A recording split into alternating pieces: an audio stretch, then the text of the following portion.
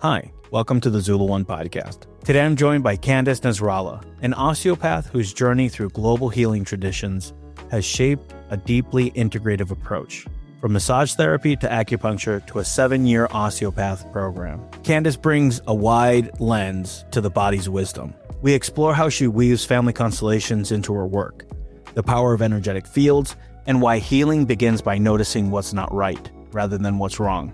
Let's get into it.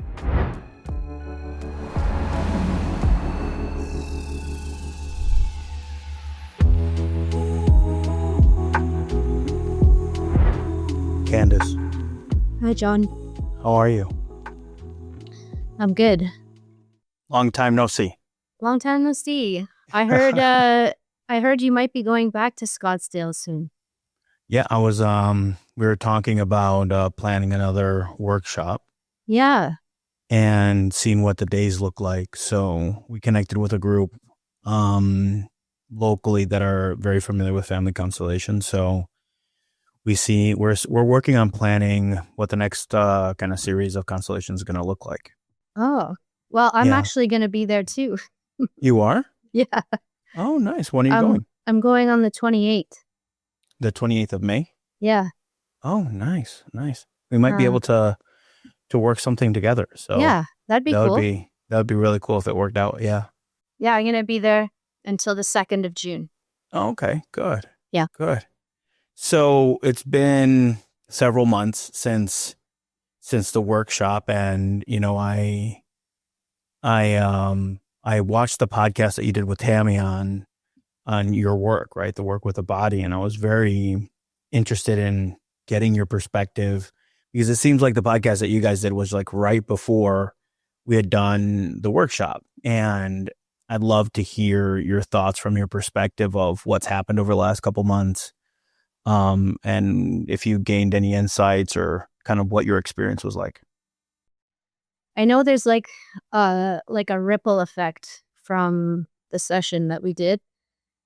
And I think like some of maybe the more family issues that were happening around that time, I feel like there was energetically, they shifted sort of on their own, or there was a change, whether I initiated it or not, or someone else initiated it. It just felt like there was some kind of ripple effect that shifted the dynamic of the relationships in my family over the last few months.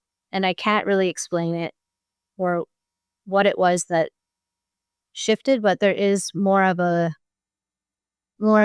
coming together, or like a more of a let's start in this moment now and sort of allow that past to kind of like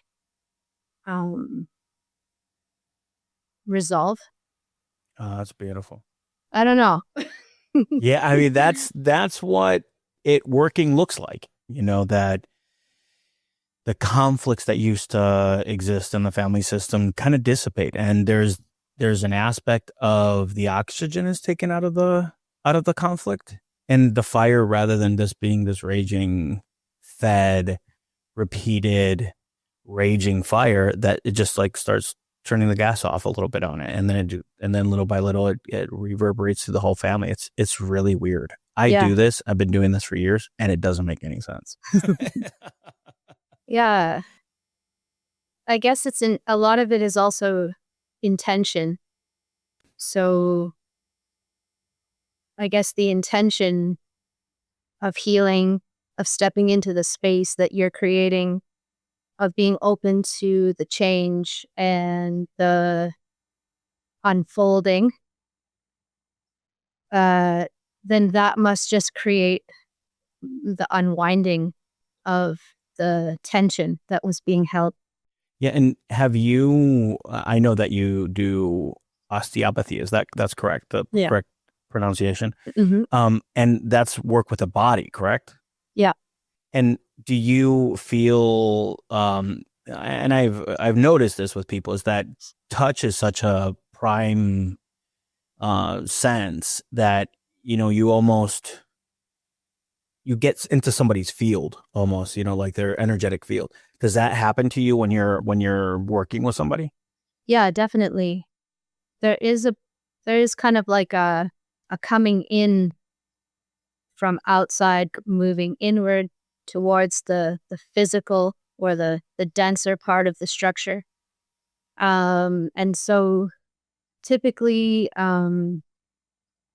there's more of like a distortion that happens in the energy field. And then over time, that distortion ends up manifesting as physical symptoms. So you can kind of correct the physical symptoms by correcting the energetic field.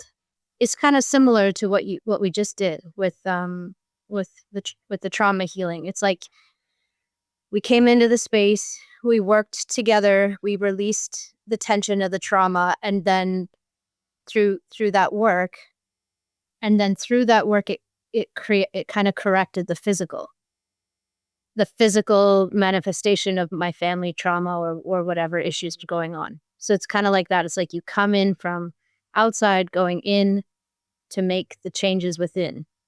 So you can Oh, wow. you can kind of correct the energetic field, and by correcting the field, you correct the physical. And do you see that, with that you're dealing with your clients over many instances, that things start releasing as they start, that maybe they had a shoulder that they had a problem with the shoulder, that starts releasing over time, and it just gradually gets, for lack of a better term, unentangled or less dense? Yeah, exactly. It can sometimes happen instantaneously right on the treatment table. It can, because a lot of what osteopathy is like,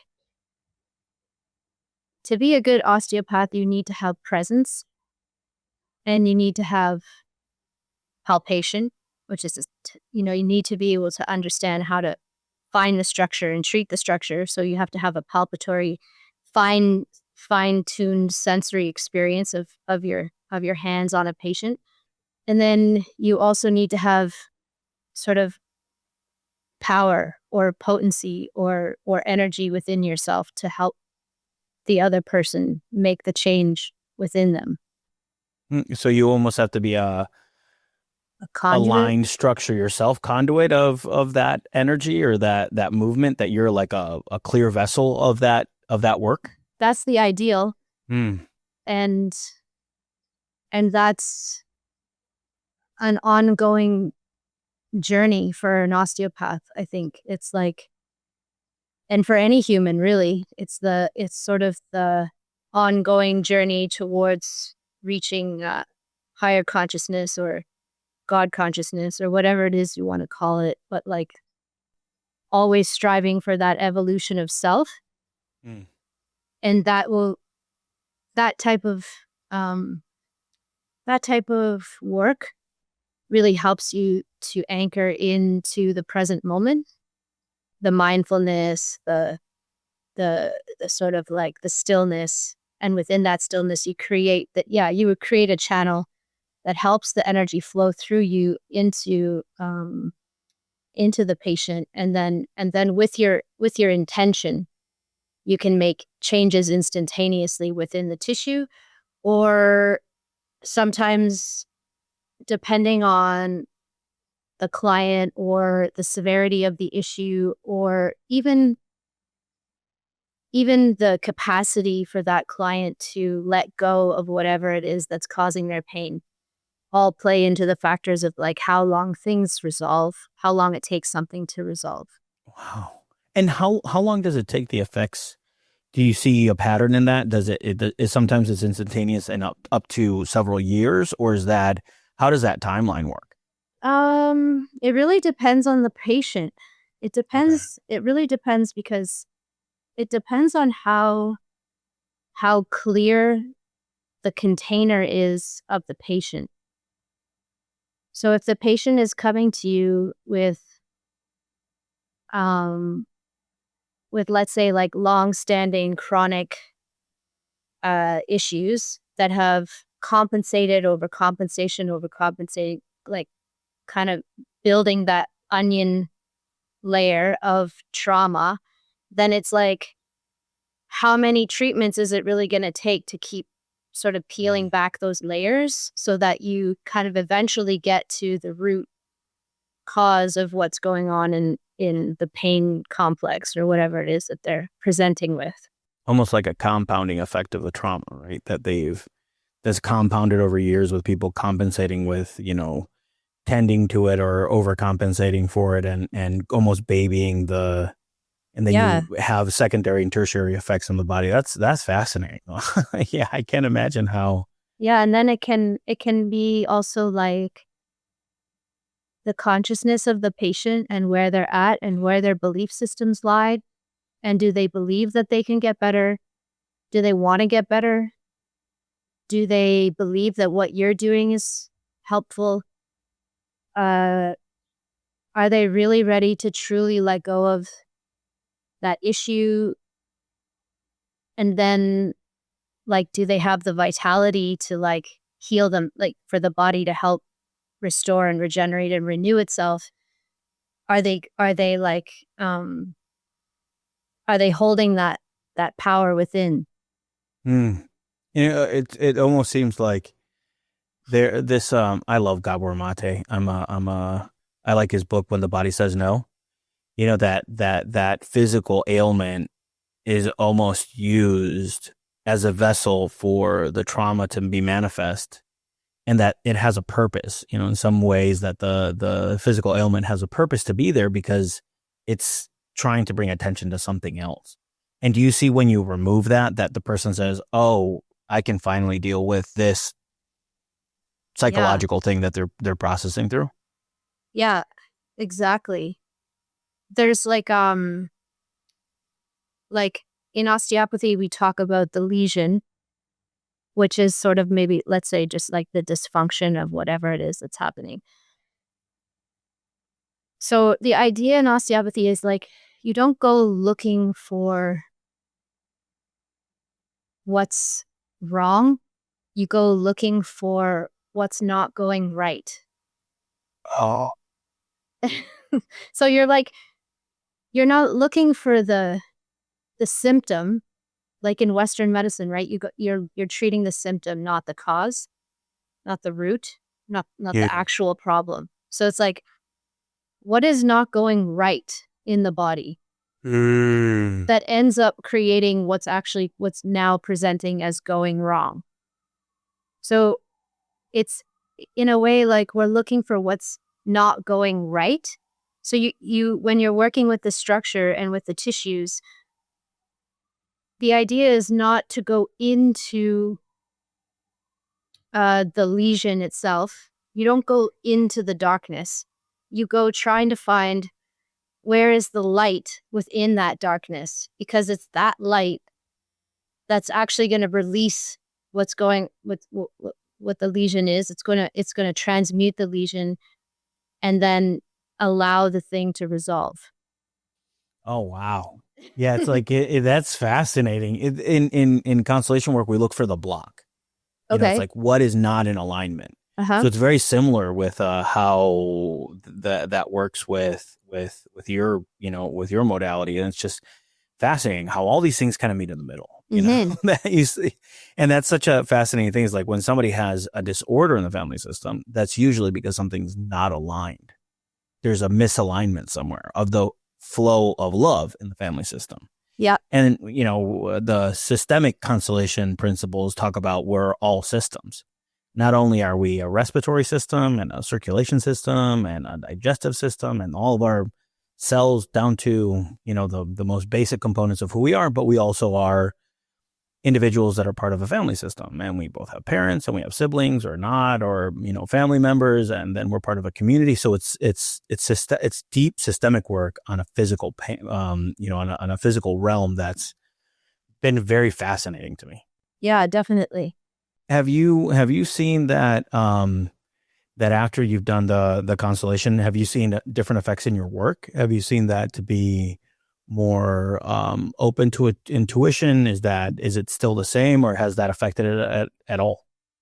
I mean, it's hard to say. It's hard to say what, like, I feel like my work expands exponentially on a progressive level. So like everything, including family constellations, is sort of opening and clearing and allowing my house to become clearer and clearer and clearer. And so for sure, that was a moment in time that helped to facilitate another layer of film coming off of Yeah, that makes sense. my window. Yeah, I definitely feel like in the last few months, since I guess it was January, there have been some like interesting shifts in my work, as well as like new creative avenues that I feel like I've opened up to. Oh, that's beautiful. Yeah. And so tell me a little bit about how you got into this work. How did, you seem very connected, very intuitive, very aligned. How did you jump into the work that you're doing now? I feel like the work kind of found me. I talked Okay. a little about it with Tammy in the podcast with her, but I think, to be honest, like I didn't have a very good formative years experience, and I felt quite lost coming out of high school.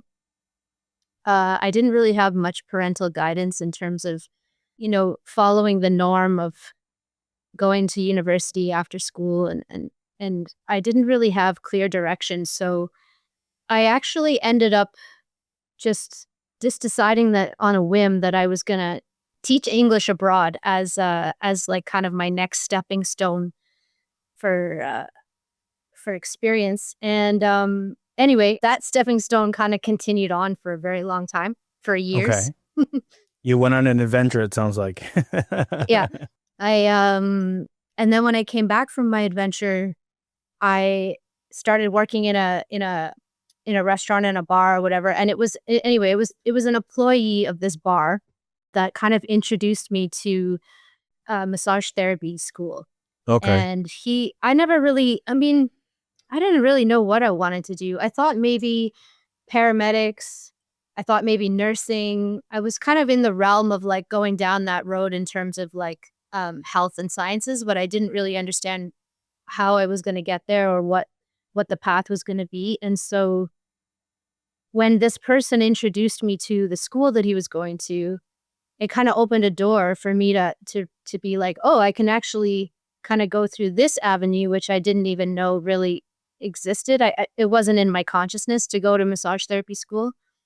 I was thinking like, yeah, maybe paramedics or nursing, or I don't know, physio or something, but I didn't have any like academic background, and I felt kind of I felt very intimidated to go to university. I just didn't feel like I had the capability. So anyway, I ended up in massage therapy school in 2005. And then that was sort of the road. Yeah, I've seen that a lot of people that almost have this intuitive healing capacity that are a lot more in the tactile world get into massage therapy, and then you are, literally working through people's pain, right? It's whether that's through massage therapy or that's through different modalities that use the body, but you are literally, manipulating their energetic field, right? And I've seen people that start sobbing, right, or that have these profound emotional releases that people have their stuff stored up, right? There's people that weren't touched as a child, right? That they didn't feel their affection of their mother or their father, or they were maybe isolated and cold, and suddenly you have this release because they got an injury that somebody's physically touching them, and they haven't experienced what that looks like. And it's such a beautiful practice, I think, to give somebody that gift, to say, to get that intimate with somebody and be of service. So I'm always interested on those tracks, and then how people on that almost introduction to healing start developing into other flavors of the modality, if that makes sense. Yeah, exactly. Kind of was a gateway.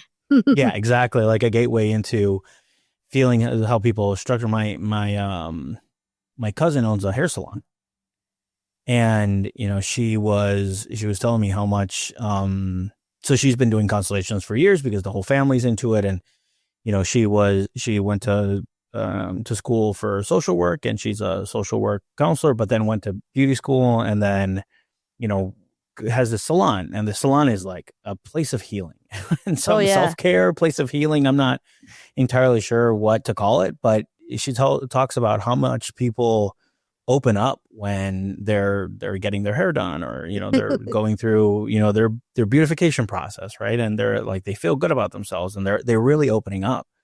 But the kind of secondary side effect is how much people dump their trauma on you, right? Is like, how do you in your work protect yourself or maintain a safe boundary with that? How do you navigate that? Yeah, I mean, that's also been a very progressive learning experience. I'd say in massage therapy, they kind of like briefly touch on that concept, but you're not really fully understanding it in the way that you should. But like for many years, because I was a massage therapist for I think 13 years or something, and I used to like, it would be about like, I would really want to like make sure that the client was happy, that I did a good job, that that I gave the deep tissue, that I was like, doing everything I could to make this person feel better. And I feel like I kind of over gave with my treatments. And I even when I felt like, oh, like my elbow is hurting or my shoulder's hurting or my back is hurting, I would still give as much as I could for each person. Oof, yeah. And I found like that type of situation, like you end up kind of burning out because not only are you taking on other people's energy, but then you don't have your own boundaries for your own energy. And so typically a massage therapist really does burn out. They say the lifespan is actually 8 years, really. Really? But literally when I had been thinking like in my late 20s, early 30s, I was like, okay, I can't keep doing this at this pace. Like I don't want to be a massage therapist for the rest of my life. Like, how can I incorporate something else into this already formed thing without losing what I've accomplished, but then kind of like being able to give healing in a different way so that I'm not overextending myself so physically all the time, especially as I get older. Because I was obviously in my 20s when I was in school. So now as an osteopath, when I work, I allow the work to like come through me rather than from me.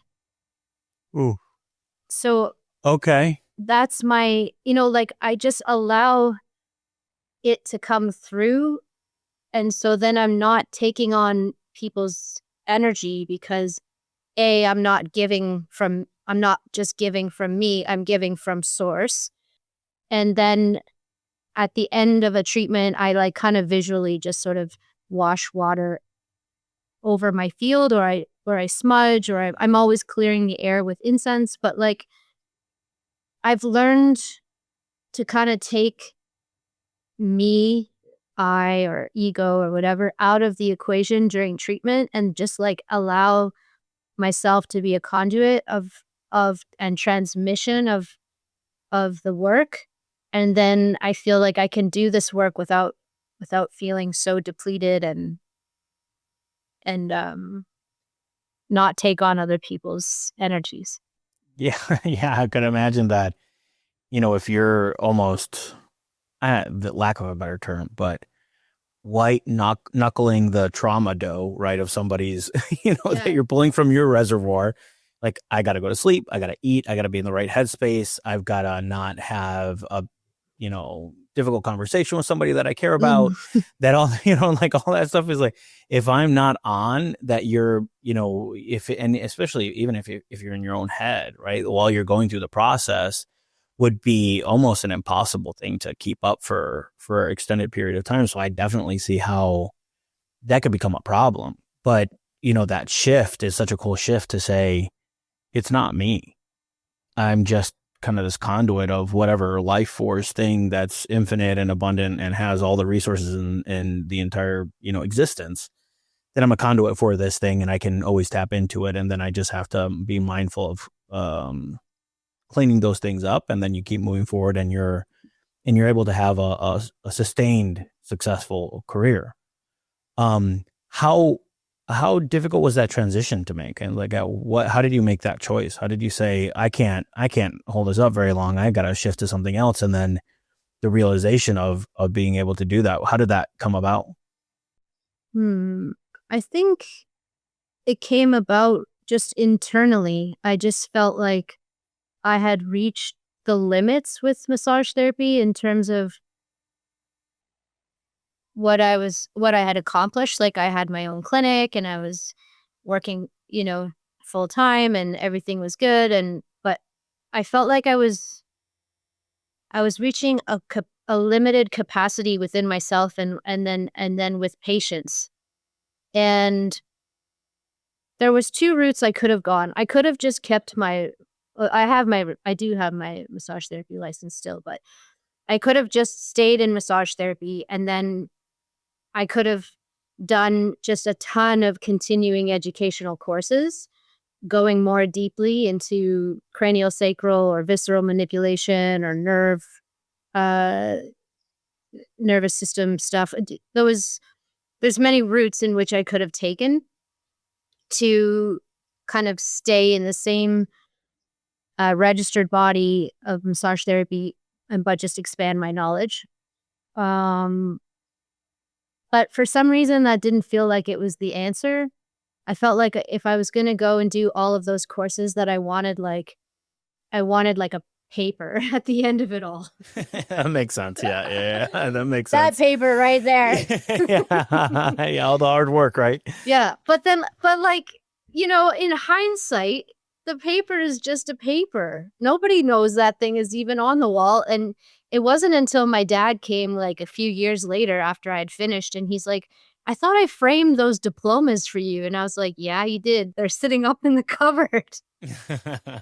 He's like, well, you got to put it on the wall. And I'm like, oh, okay, fine.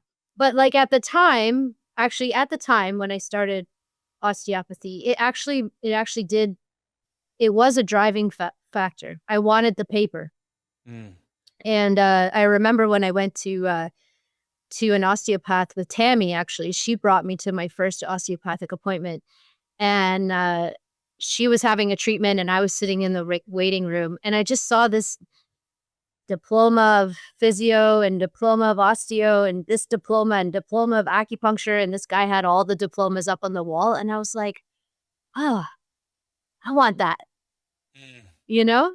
And so that's kind of why I transitioned into the program instead of just going into continuation courses like for massage therapy, because they're all like very relevant to massage. Osteopathy is just the natural progression to learn more deeper about structure and anatomy and physiology and treatment processes. And it's just a natural progression. So, I just remember opening that door on the first day and being like, this is the first day of like the next 7 years of my life. Yeah. So that was a slog. Yeah, I would imagine. That's a long time. It was a long time to do it. Mm-hmm. Yeah. Hi, I'm John, host of Zulu One. When you become a supporter on Buzzsprout, you're investing in the future and mission of this podcast. Click the link in the description to get started. We're very grateful for your support, and thank you for being part of our journey. Yeah, and I know that, it seems like they go like I see this track that it's like you go more physical or you go more systemic. You know, it's almost like you go into the emotions or you go more into the physicals, like understanding in massage therapy how you can treat nerves and more intricate situations that the person's going through, or you can go, am I understanding that correctly? Or you can go more the holistic view of saying this is probably, you know, the physical has a pit, has a like kind of like this is the end of our understanding, and the spiritual is kind of super open and abundant, and you know you can kind of go anywhere with that. Is that are you noticing that? Is that how that track plays out, or is it a bit different? My own personal track. Mm-hmm. Yeah, my own personal track went from like you know, you can't get to it unless you go deeper and firmer and stronger and more physical, to now almost like to the point where, well, actually to the point where now I can treat people at a distance through energy, through intention. So it's gotten to like that type of finesse or fineness or Hmm. And yeah. is it something that you like when you do the work that you tune into where somebody has their entanglement or they have the pain or they have that lesion, that you can almost, when you see somebody, that you can see where they're holding that? Yeah, you can see it. You can see it as a pattern. Typically, I see it as a pattern that, yeah. So like there's also, it's hard because there's also pattern. And then when you remove that pattern, there's another pattern. Okay, that makes So sense. it kind of gets deeper and deeper. So kind of when people come to me, usually sometimes the first treatment is extremely profound for some people, but other times it takes a couple of treatments to really get down to the root of this issue or whatever, or even just not even the root, but maybe just like a layer that's kind of like a little bit Like a deeper. heftier part of the problem. Yeah. Because More the sometimes meat and potatoes of yeah, the lesion. Yeah. exactly. Because Yeah. so it's like I see it as a pattern.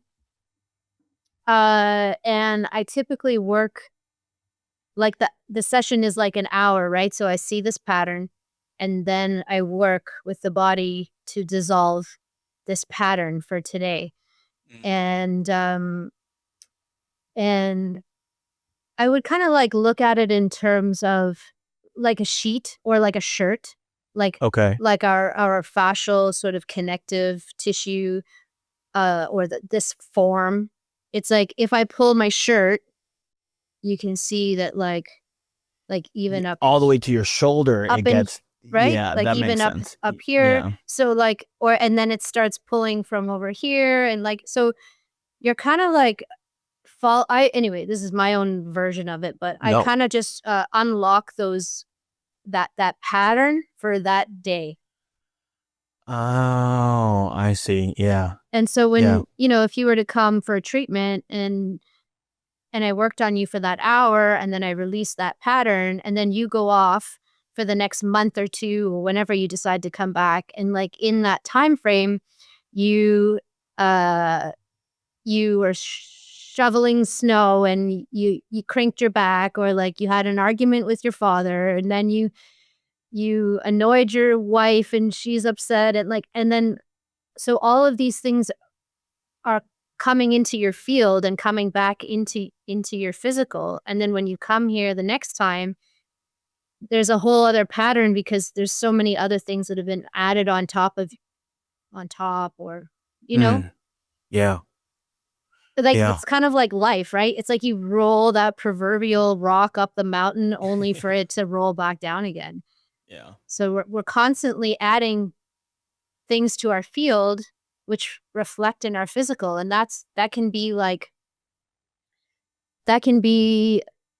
as it can be tricky because there's a lot of things that we can't really see that's influencing our field and our energy system, which then reflects our physical system. So, like electromagnetic field, Wi-Fi signals, cell phones, all of these things that are interrupting and causing this like kind of polluted field, chemicals in the air, whatever that is that you put on your body, food we eat, blah, blah, blah. It's the behavioral patterns, the emotional pattern, all of this is kind of like causing a distortion in your field. And so when a person comes for treatment, it's like, yeah, I saw you a month ago, but what happened in between that time? Whereas like now I have to kind of reassess what's happening with you in this present moment now. And do you see that people, I would imagine people get to talking during the process, right? And that they suddenly release something that they have never talked about, or that they're suddenly getting to some pretty deep layered stuff. Does that happen as well?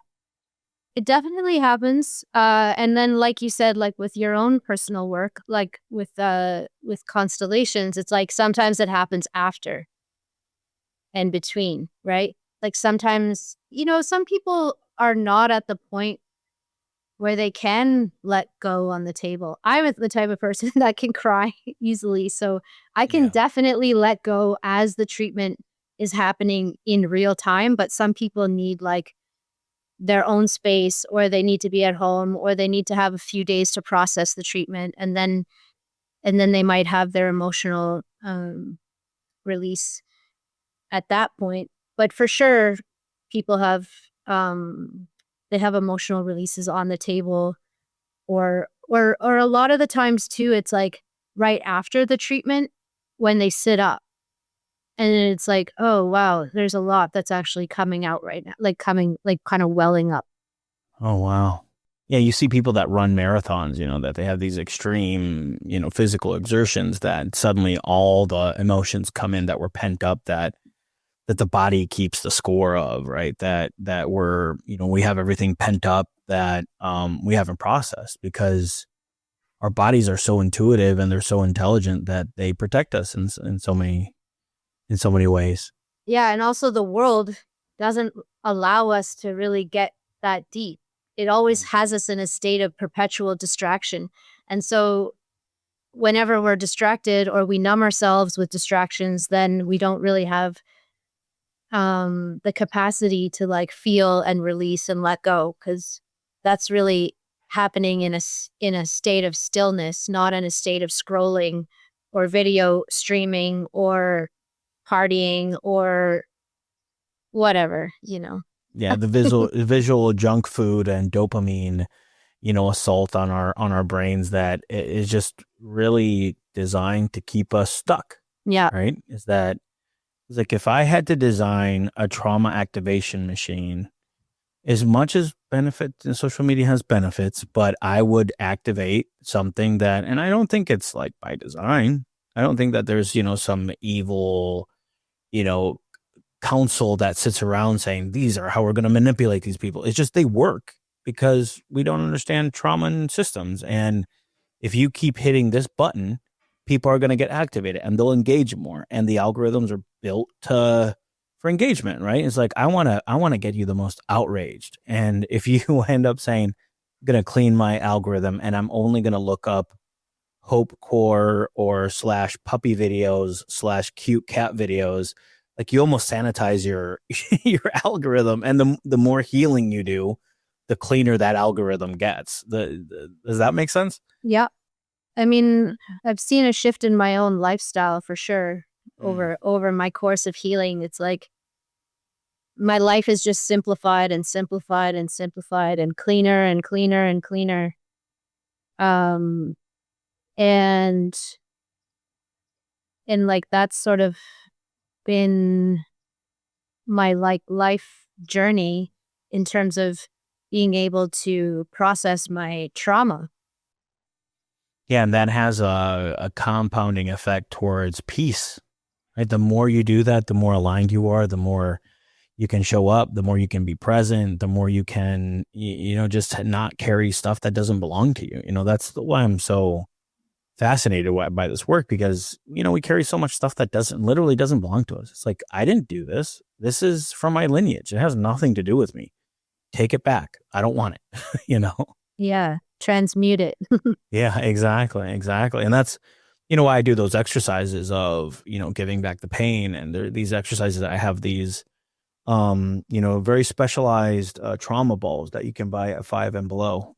They're sand filled, basically like little weights, and you say this is a trauma ball, and then you put your ancestors behind you, and you say, "In love I took it, in love I give it back," and you physically give it back, right? Right.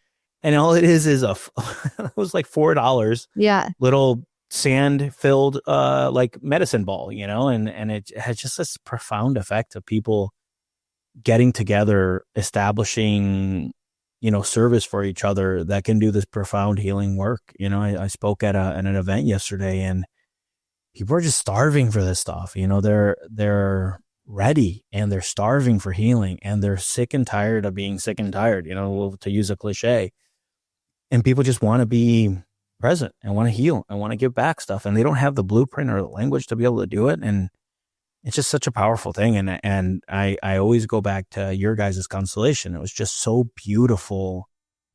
It was just so beautiful. It's like a sacred space. And I was very emotionally moved by it because, you know, I've been doing constellations for many years, but I haven't seen a group that takes such good care of each other. And it was profoundly moving.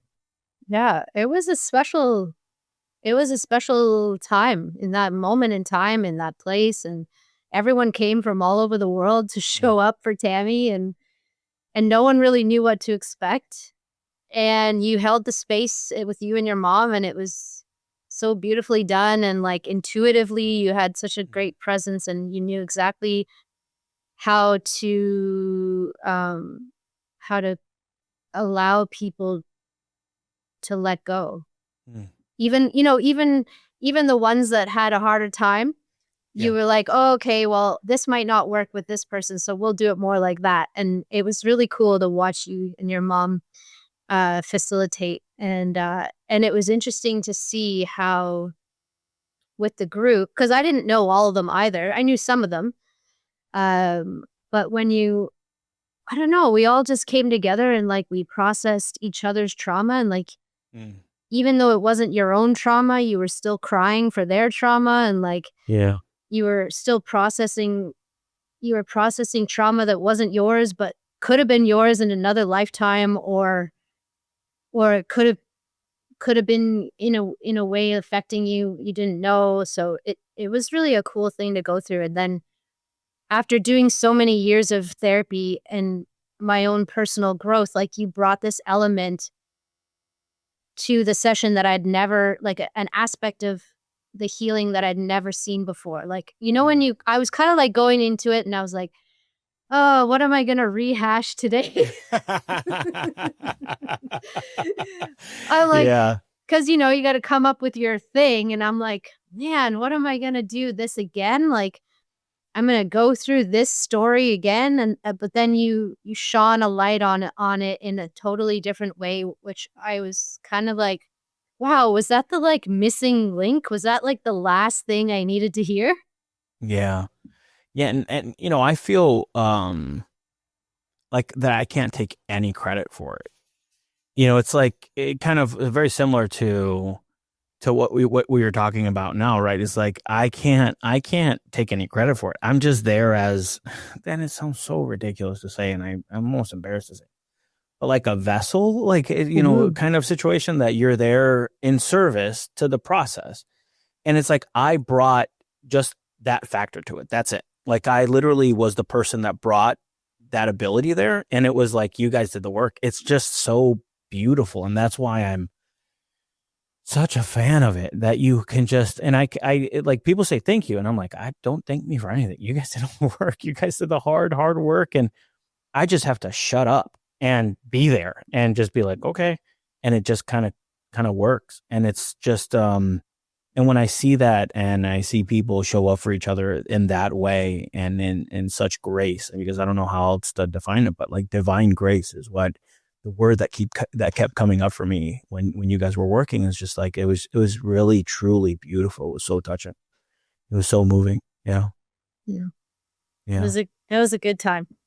Yeah. I was really excited about, you know, getting your guys' thoughts afterwards about what had come up from you, especially from your perspective, because you are in this world of working with people and really getting into people's, into the nitty gritty and very operational, for lack of a better term, right? Of how people operate in their bodies, is to say like how this complements something like that, because I'm always about, almost compounding modalities, right? There's people Yep. that do family constellations with horses. There's people that do family constellations with systems, and there's some called structural constellations that are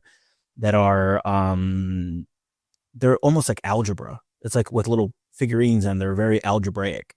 And then I was like, oh, well, this would be really interesting. And I was kind of thinking about this, like somebody that does work with the body to be able to process through this and understand from your perspective after doing the work, how that would show up in your work as well. And I was just really fascinated about how your perspective on it. Yeah. And yeah, I wonder if there's like some kind of way to enmesh the two. Like, do you ever hold constellation practices or circles with body work? We've done. Are you familiar with breath work? Mm-hmm. People that do the breath work. Yeah. A lot of people do. They'll not compound, but they'll combine breath work with family constellations. And so that's like, it really gets you into your body. Mm-hmm. Like Yeah. the breath work just really, really gets you. You're like, it's like a workout. You're like, geez, man, I didn't know I have to work so hard to do this. But, just like there's such a cathartic process to do that. And then you open up with that, and then you do into constellations. Yeah, cool. So I've always been like, how do you do like, or some people are doing ecstatic dance and then constellations, and then just any way where you can just really get present. And I think physical work does that, like physical touch does that, to say, you're here, you're now. We ain't going anywhere. You can't scroll on your phone. You can't escape. You can't cut into your mind. You literally are feeling the pain go through your body. And then to have that release, be like, hey, because the body also has systemic sides, right? So the left side is mom, the right side is dad. And all of these, over the years, people have correlated constellations with different parts of the body. There's parts of the bodies that are related to the siblings. It's like, how's your relationship with your sister, or how's your relationship with one of your siblings? Because this pain that may be in your arm is coming from that side. So you can combine, I would see kind of in a future where you can combine the two and ask those systemic questions through it. And they could even say something that you're doing almost a, osteo constellation, Mm-hmm. Yeah. Yeah. I mean, I think there definitely are practitioners that do more like somatic body work. Yeah. So they're like giving cues and prompting certain like reflections that kind of like help you to facilitate the release on the table too. Yeah. I sometimes do that, but I'm not at the level. I mean, I've never done somatic therapy. I've never learned it for one. Sometimes I have intuitive impulses that lead me to ask or prompt a certain question. Or I'll see something like, typically, when a client comes and they have to fill out this long questionnaire and health history or whatever, and then, let's say you're in your 40s or 50s or 60s and you don't really remember half the stuff on this form anyways. Yeah, right? yeah. You don't remember. There's so Yeah. many people, like they forget about the injuries they've had or the experiences they've had. And then I'll immediately be drawn to like one area in their body, and then I'll have my hands on it and they'll be like, oh, they'll sit up. Oh, I forgot to tell you that 2 years ago I fell off a horse and like broke my foot or something, like. Yeah. And I'm like, but why you didn't remember that? Yeah. But Yeah. they start remembering as I go through the body and start touching different areas. Then they start remembering, oh yeah, there was this thing that caused this thing that, that is in relation. And they're surprised that I find this area in them right away. They're like, oh, why did you go there right away? And I'm like, it's because it's telling me right here that this is like, this is not, this is not expressing life force. It has no vitality. It's just like, it's like a dead board. Yeah. That's why I went there. Yeah. That makes all the sense in the world that you have, people sit in the chairs like, so what would you like to work on? They're like, nothing. And you're like, okay. And, they're like, oh, so did anything happen? And they're like, no. Well, I was hit by a truck when I was 5. And you're like, you just have this like huge revelation that people minimize, protect, whatever that thing is that just extraordinarily difficult. And he's like, I had this very traumatic experience when I was a child that they just blocked off and protected themselves of. And you almost, in Constellations, you can bring in what happened that is not revealed. You can bring in that aspect, like the thing that's not revealed in the system, and you can bring it in as a representation. And then suddenly it would be like between mom and dad. And it's like this thing that's happening, and they'll, figure 8 through mom and dad and be like, the issue's here. We don't know what it is, but there's something here that's telling you. It's very similar to, it really reminded me of that work. I think, and that's what I mean. It all meets in the middle, right? It all is, you're intuitively connecting to that part of you. They're like, hey, what happened here? There's something, you have an injury, did something happen? It's like, oh yeah, I lost a child. It's like, oh wow, okay, yeah, there's something here that you're working through that you really have. I think it's fascinating to add just these weird, like really cool combinations to each one of these modalities. Mm-hmm. Yeah. Yeah, and you can go into like, there's